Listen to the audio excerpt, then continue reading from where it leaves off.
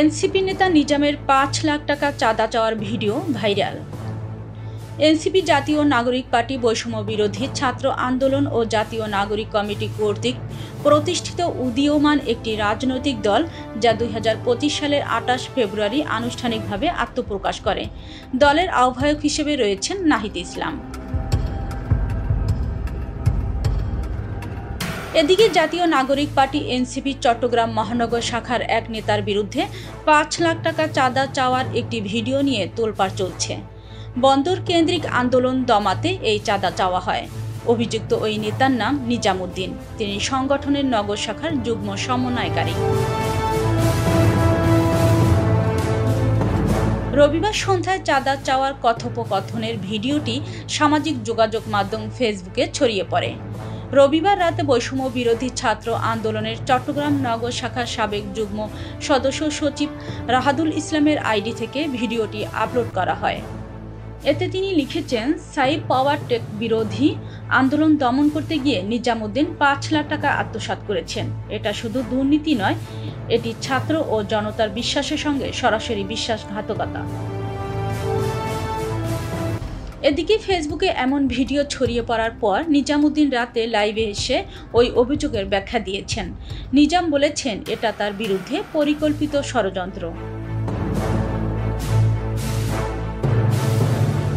Viral হওয়া ১.৫ মিনিটের ওই ভিডিওতে আফতাব হোসেন রিফাত নামের একজনকে নিজাম উদ্দিনের সঙ্গে মেসেঞ্জারে কথা বলতে দেখা যায়। তার এই কথা বলার দৃশ্য অন্য আরেকটি ফোনে ভিডিও করা হয়। এই ভিডিওতেই নিজাম উদ্দিন আফতাব হোসেনকে আশ্বস্ত করেন বন্দর কেন্দ্রিক আন্দোলন বন্ধ করানো হবে। আফতাব হোসেনকে জিজ্ঞেস করেন টাকা দিয়েছেন কিনা।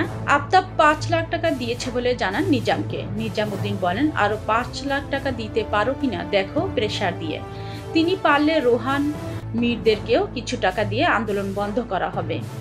এই মীর রোহানরা সবাই বৈষম্য বিরোধী ছাত্র আন্দোলনের সঙ্গে সংশ্লিষ্ট বলে জানা গেছে।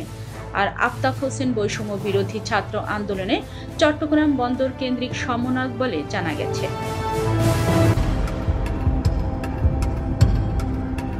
এদিকে সামাজিক যোগাযোগ মাধ্যমে এসে রাতে নিজাম উদ্দিন ওই ঘটনার ব্যাখ্যা দেন। তিনি বলেন, ৩০ মে রাত ১২টার দিকে এক ছোট ভাই রিফাত আমাকে কল দেয়। সেদিন আমি দুষ্টুমি করে অনেক কথা বলেছি। সেই ভিডিও ধারণ করে তারা আমার নামে মিথ্যা অপবাদ দেয়। আমি কোনো টাকা চাইনি, চ্যালেঞ্জ দিচ্ছি। প্রয়োজনে গোয়েন্দা সংস্থা তদন্ত করুক। এটা আমার রাজনৈতিক ক্যারিয়ার ডাউন করার জন্য পরিকল্পিতভাবে করা হয়েছে। রিফাতকে দিয়ে জোরপূর্বক এই ভিডিও ধারণ করা হয়েছে। আমি এর সুষ্ঠু তদন্ত চাই। নিজাম উদ্দিনের বিরুদ্ধে এর আগেও ২ কোটি টাকা চাঁদা না পেয়ে এক নারীর স্বামীকে মিথ্যা মামলার ফাঁসিয়ে দেওয়ার অভিযোগ উঠেছিল। এই অভিযোগে ওই নারী সিএমপি কমিশনারকে লিখিত অভিযোগ দিয়েছিলেন। গত ৫ জুলাই এই অভিযোগ দেওয়ার পর বৈষম্য বিরোধী ছাত্র আন্দোলন চট্টগ্রাম নগর শাখার তৎকালীন সদস্য সচিব পদ স্থগিত করা হয়েছিল। পরবর্তীতে সেই পদ আবার ফিরিয়ে দেওয়া হয়। এনসিপি চট্টগ্রাম নগরের প্রধান সমন্বয়কারী মীর আরশাদুল হক বলেন, বৈষম্যবিরোধী ছাত্র আন্দোলনের থেকে তাকে একবার বহিষ্কার করা হয়েছিল।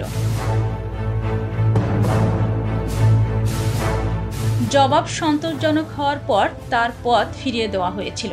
এখন যেহেতু অভিযোগ উঠেছে, আমরা তার কাছে ব্যাখ্যা চাইব। অন্যদিকে রাজশাহীতে জাতীয় নাগরিক পার্টির এনসিপি এক নেতার বাড়ির সামনে কাফনের কাপড় ও চিরকুট ফেলে গেছে দুর্বৃত্তরা।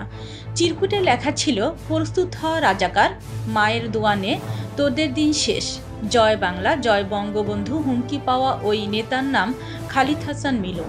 তিনি এনসিপির রাজশাহী জেলা সমন্বয় কমিটির সদস্য, এছাড়া বৈষম্য বিরোধী ছাত্র আন্দোলনের সাবেক সংগঠক। তার বাড়ি রাজশাহী জেলার মোহনপুর উপজেলার ধুরইল গ্রামে। বিষয়টি নিয়ে মোহনপুর থানায় লিখিত অভিযোগ করেছেন ওই নেতা। পুলিশ বলেছে, বিষয়টি তদন্তর কাজ করছে তারা।